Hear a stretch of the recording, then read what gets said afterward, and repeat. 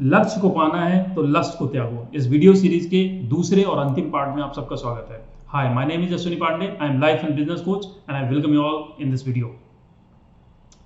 तो पिछले वीडियो में यानी कि वीडियो के पहले पार्ट में हमने देखा कि लक्ष्य को प्राप्त करने में, किसी भी लक्ष्य को प्राप्त करने में सबसे बड़ी जो बाधा, सबसे बड़ा जो चैलेंज होता है वो हमारा लस्ट होता है। और लस्ट सिर्फ काम, वासना और सेक्स नहीं है। लस्ट इससे कहीं अधिक बड़ी चीज है, कहीं अधिक फैली हुई चीज है और कहीं ज्यादा डेंजरस चीज है।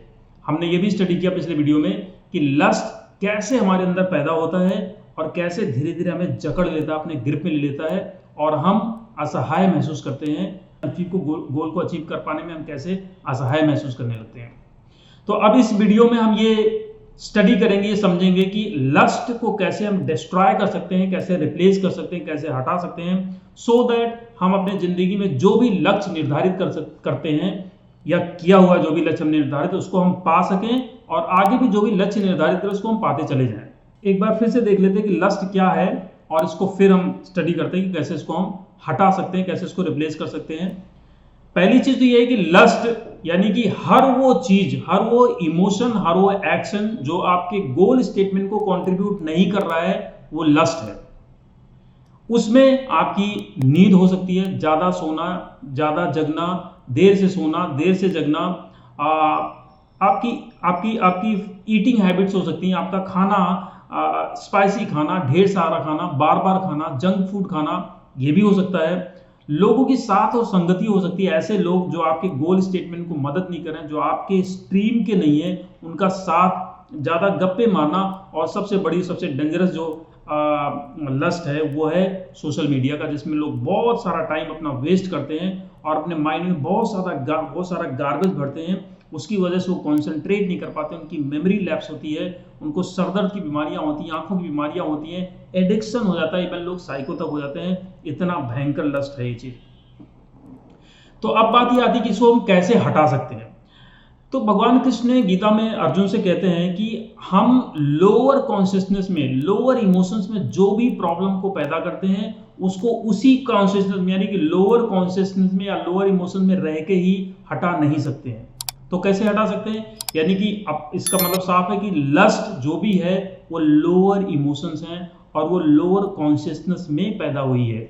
तो इसको हम लोअर कॉन्शियसनेस में रह के तो हटा नहीं सकते हैं, इसके लिए हमें हायर कॉन्शियसनेस में जाना पड़ेगा, हायर इमोशंस को अपने अंदर पैदा करना पड़ेगा, तभी ये लोअर इमोशंस को हम डिस्कार्ड कर सकते हैं। हमेशा ध्यान रखिएगा कि लोअर इमोशंस को यानी कि अपने माइंड को हम कभी कंट्रोल नहीं कर सकते हैं, अपने इमोशन को हम कभी कंट्रोल नहीं कर सकते हैं, अपने मूड को हम कभी कंट्रोल नहीं कर सकते हैं। तो फिर क्या कर सकते हैं? इसको रिप्लेस कर सकते हैं हायर इमोशन से। और हायर इमोशन कैसे आएगा? हायर कॉन्शियसनेस में जाके आएगा। तो अब थोड़ा समझ लेते हैं कि ये लोअर और हायर कॉन्शियसनेस क्या है।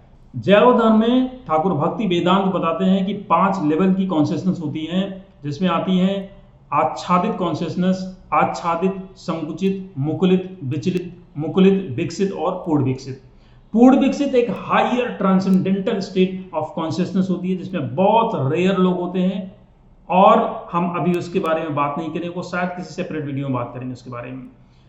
दूसरी आती है यानी कि टॉप से जो सेकंड आती है वो है विकसित यानी कि फुल्ली डेवलप्ड कॉन्शियसनेस। ये भी एक बहुत हायर लेवल की कॉन्शियसनेस होती है और किसी भी व्यक्ति को अगर बड़ा लाइफ में कुछ करना है तो इस लेवल की कॉन्शियसनेस में जाना जरूरी होता है। यहां पर आदमी व्यष्टि ना होकर समष्टि के बारे में सोचता है, यानी कि सेल्फ सेंटर्ड ना होकर पूरे इकोसिस्टम के बारे में सोचता है, शायद पूरे देश के बारे में, पूरे समाज के बारे में, पूरे प्लैनेट अर्थ के बारे में सोचता है। यहां तक उसकी इतनी बड़ी सोच होती है, वो होती है पूर्ण विकसित कॉन्शियसनेस।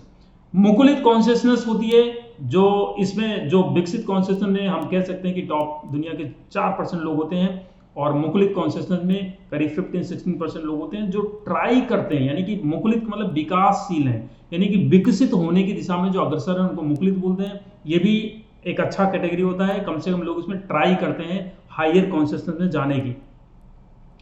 लास्ट की जो दो हैं यानी कि आच्छादित और संकुचित जो कॉन्शियसनेस होती हैं, ये बेसिकली ये लोग, इसी को लोअर कॉन्शियसनेस बोली जाती हैं और इस कॉन्शियसनेस में ही लोअर इमोशंस पैदा होते हैं। लोअर इमोशंस मतलब ऑल दोज लस्ट, जो भी लस्ट होते हैं वो इसी कॉन्शियसनेस में, लोअर कॉन्शियसनेस में पैदा होते हैं, और इसमें दुनिया का 80% लोग इसी में फंसे हुए हैं, लोअर कॉन्शियसनेस में। तो इसमें होता क्या है, बेसिकली इसमें आदमी रोटी, कपड़ा, मकान, सेक्स और शेल्टर के बारे में ही, बस इन्हीं चीजों के बारे में सोच रह जाती है उसकी। सेल्फ सेंटर्ड सोच होती है उसकी, सिर्फ अपने प्लेजर के लिए, अपने कंफर्ट के बारे में ही वो सोचता रहता है। इवन ऐसे लोग अपनी फैमिली के बारे में भी नहीं सोच पाते हैं, इतना सेल्फ सेंटर्ड हो जाते हैं।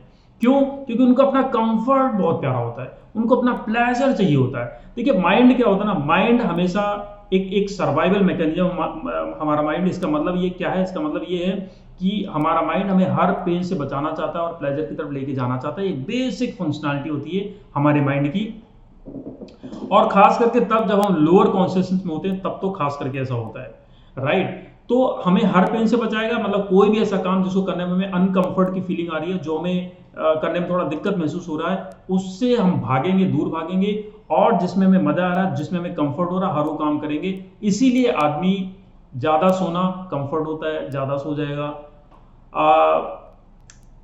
ज्यादा खाना और बहुत ही स्पाइसी खाना, बहुत ही ऐसा मतलब जवान को छौंक लगाने वाला ऐसा खाना खाना, जंक फूड खाना, इसमें उसको मजा आता है, इसमें उसको प्लेजर मिलता है, इसलिए आदमी ज्यादा खाता है।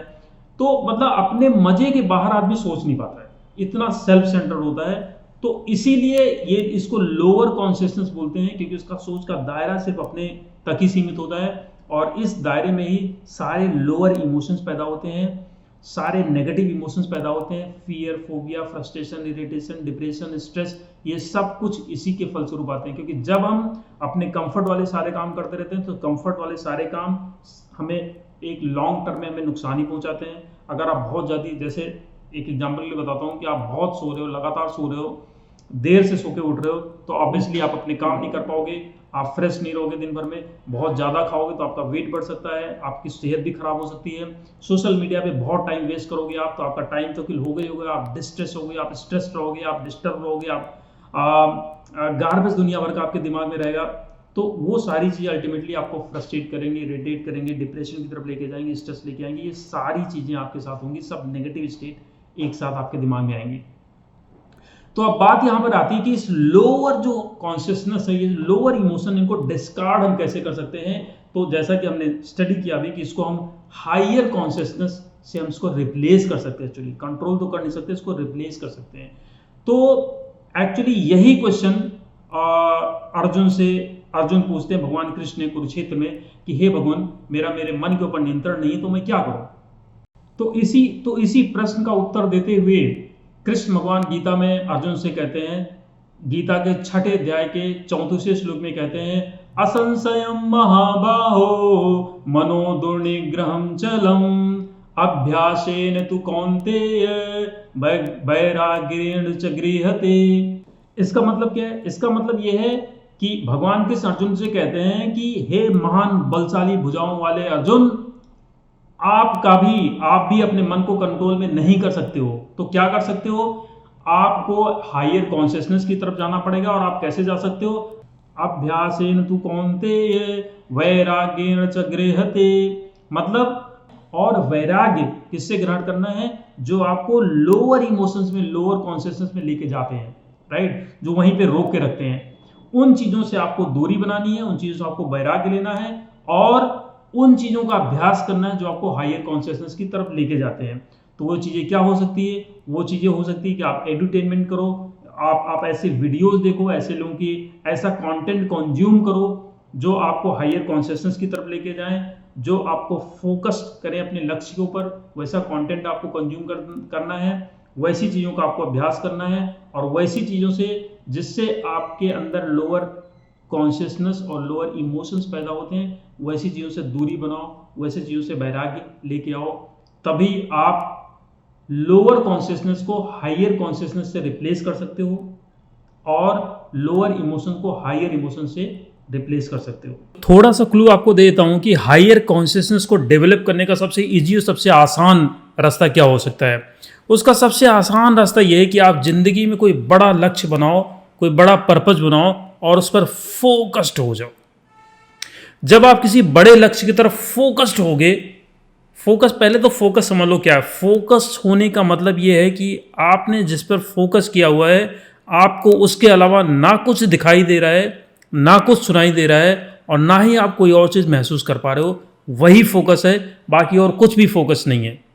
Let me clear it. अगर आप किसी और चीज़ को फोकस कहते हैं, then I am sorry. Focus का मतलब यही है कि जिस पे फोकस है सिर्फ वही आपकी रेंज में है, वही देख सकते हो आप, वही सुन सकते हो, वही महसूस कर सकते हो।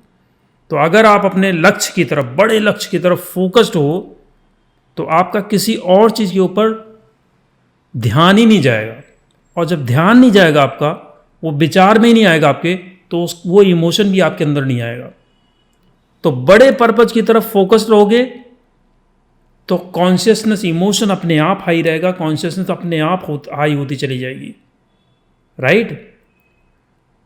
और लोअर जो इमोशंस हैं, लोअर जो कॉन्शियसनेस, वो अपने आप डिस्कार्ड होती चली जाएगी। तो this is the clue, focused. Probably the next video can be on the focus. It's a very, very important thing. Focused is the new currency actually. So that's it from this video. I hope कि आपको एक content अच्छा लगा होगा, powerful लगा होगा, क्योंकि इसमें मैंने सारा दोनों पार्ट में मिला के सारा आपको बता दिया है कि भाई लक्ष्य को हम कैसे प्राप्त कर सकते हैं, उसमें सबसे बड़ी बाधा क्या है, वो बाधा हमारे अंदर उत्पन्न कैसे होती है, और उसको हम कैसे डिस्ट्रॉय कर सकते हैं, कैसे हटा सकते हैं लस्ट को, राइट। सो एक्चुअली क्या होता है ना कि आज की हमारी जो एजुकेशन सिस्टम है उसमें हमारे अपने ऊपर कुछ नहीं बताया था। मेरे हिसाब से जो मैं मानता हूँ, दुनिया का सबसे बड़ा गैजेट, सबसे बड़ा मशीन, सबसे बड़ा मैकेनिज्म जो है वो ह्यूमन माइंड और बॉडी है, जो कि हमें कुछ भी दुनिया में कोई भी लक्ष्य अचीव करवा सकता है। कुछ भी एक्चुअली असंभव नहीं है इस माइंड और बॉडी के लिए, ह्यूमन माइंड और बॉडी के लिए। लेकिन हमारे एजुकेशन सिस्टम में इसका ना के बराबर जिक्र है। हमें पता ही नहीं हम किस ताकत के मालिक हैं, क्या फोर्स है हम। तो मेरा मानना यह है कि the biggest project for you to work is project yoga, project self, यानी अपने ऊपर काम करना। और ये रिस्पॉन्सिबिलिटी मैंने ली है, ये जिम्मेदारी मैंने ली है आपको तैयार करने के लिए, एक बड़ा लीडर बनने के लिए, जिंदगी में कुछ बड़ा लक्ष्य हासिल करने के लिए। कहते हैं ना, रिस्पॉन्सिबिलिटी दी नहीं जाती, रिस्पॉन्सिबिलिटी ली जाती है। तो I have taken this responsibility to train people, to teach people so that they can be the best version of themselves. उसी दिशा में ये वीडियो एक छोटा सा एफर्ट था। अगर आपको वीडियो का कंटेंट पसंद आया हो, अगर आपको मेरी मेहनत पसंद आई हो, मेरा पैशन पसंद आया हो, तो प्लीज़ इस वीडियो को लाइक कर दीजिएगा, वीडियो को शेयर करिएगा, और मेरा उत्साहवर्धन करने के लिए चैनल को प्लीज़ सब्सक्राइब कर लीजिएगा। Thank you so much for watching this video. मिलते हैं अगली वीडियो में किसी पावरफुल कंटेंट के साथ। Thank you so much, bye bye.